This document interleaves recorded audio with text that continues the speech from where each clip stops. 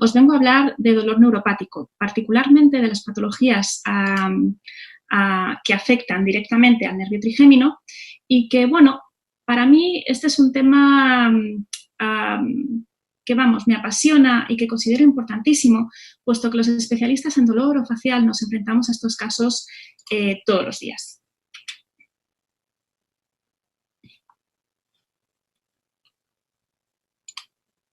Bueno, aquí tenéis el índice que vamos a seguir hoy.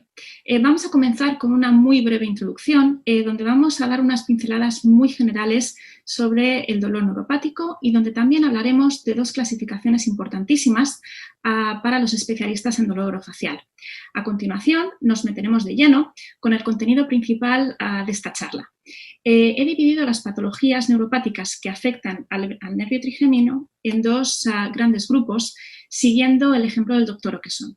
Por un lado, hablaremos de aquellas patologías que presentan un carácter episódico o paroxísmico y, por otro, de aquellas que se manifiestan de manera continua o casi continua.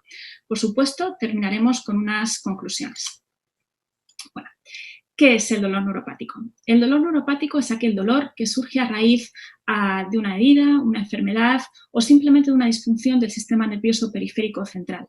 Los pacientes típicamente reportan síntomas de tipo sensorial, tales como alotimia, hiperalgesia, parestesia o disestesia.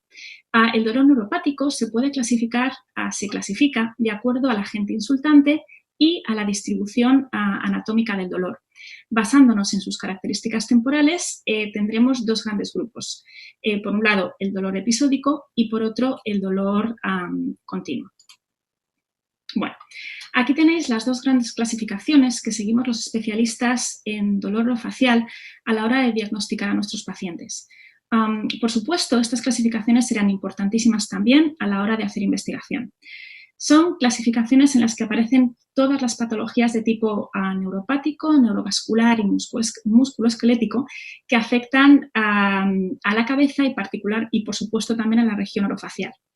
Estas patologías están ordenadas de forma jerárquica junto a una definición y a unos criterios diagnósticos consensuados para cada una de ellas.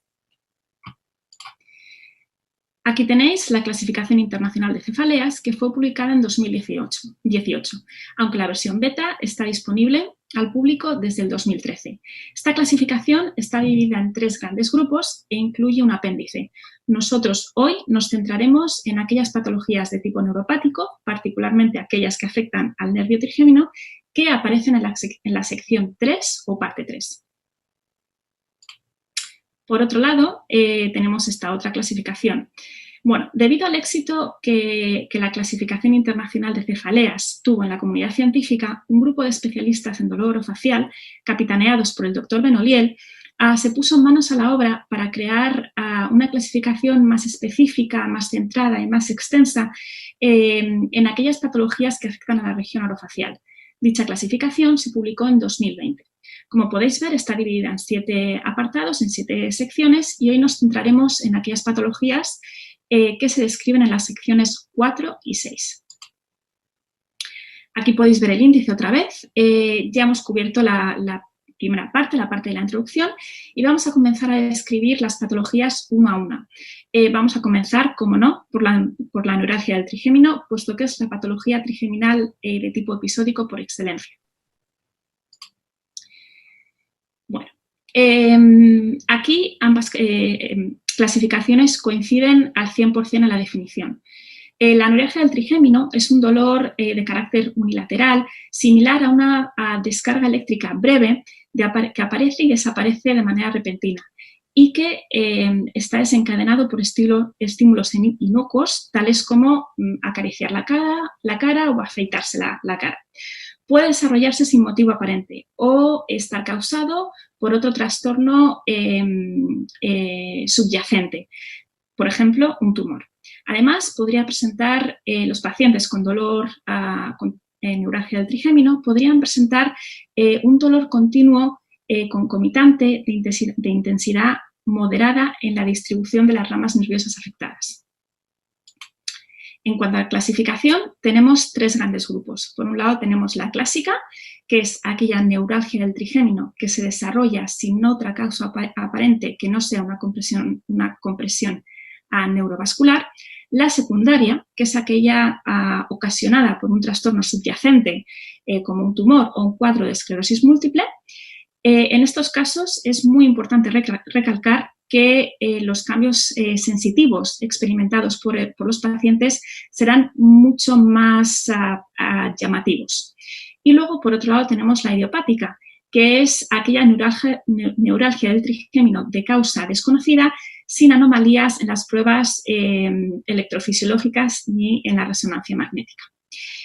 Cualquiera de estos tres cuadros, cualquiera de estas tres neuralgias del trigémino pueden ser puramente episódicas o paroxísmicas o venir acompañadas de un dolor continuo de fondo. Bueno, ahora vamos a proceder a explicar, a revisar las diferentes características clínicas que acompañan a la neuralgia del trigémino. En cuanto a la localización, como norma general, entendemos la neuralgia del trigémino como una condición unilateral. Sin embargo, en ciertos momentos, aparecerá de manera bilateral, como por ejemplo en aquellos pacientes que sufren de esclerosis múltiple. Generalmente el lado derecho suele estar más afectado que el izquierdo. Importantísimo, el dolor nunca cruza la línea media. Y por norma general vemos que la segunda y la tercera rama del nervio trigémino se ven más frecuentemente afectadas que la primera. En cuanto a la frecuencia y la duración, los episodios suelen durar de semanas a meses. Y normalmente el paciente reporta múltiples episodios durante el día que pueden durar desde segundos hasta 2 minutos.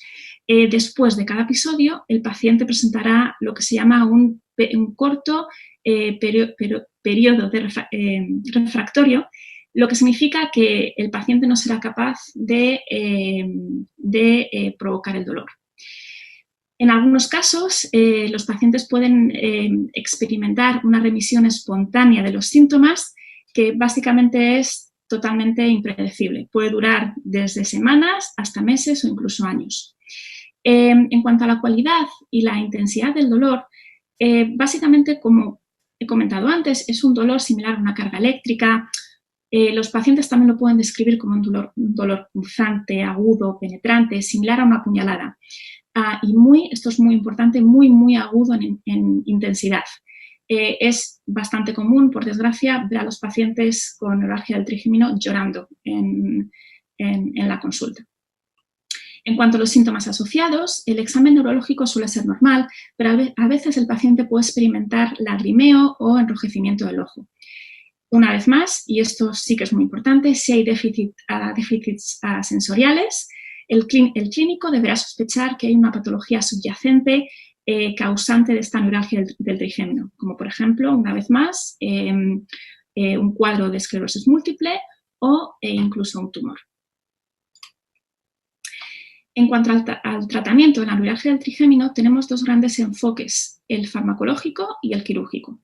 La carbazepina es la primera línea de tratamiento a nivel farmacológico. Es un anticonvulsante que funciona maravillosamente bien en estos pacientes. Sin embargo, esta medicina presenta efectos secundarios potenciales bastante preocupantes, que de manifestarse requerirán atención médica inmediata. Estoy hablando principalmente de la anemia aplásica. De hecho, debido a estos efectos secundarios, se empezó a prescribir oscarbazepina en lugar de carbamazepina, puesto que la oscarbazepina, que es otro anticonvulsante, presenta un mejor perfil de seguridad. Los gabapentoides están también incluidos en el algoritmo de tratamiento. La gabapentina, la pregabalina tienen un perfil de seguridad excelente, pero el principal problema es que no suelen ser tan efectivos en el manejo de la neuralgia del trigémino como lo son la carbamazepina y la oscarbazepina. El baclofen, que es un relajante muscular, también podrá ayudar en determinados casos. En aquellos casos en los que controlar los episodios de dolor se hace más complicado, una muy buena opción de tratamiento sería combinar este enfoque farmacológico con una serie de bloqueos nerviosos.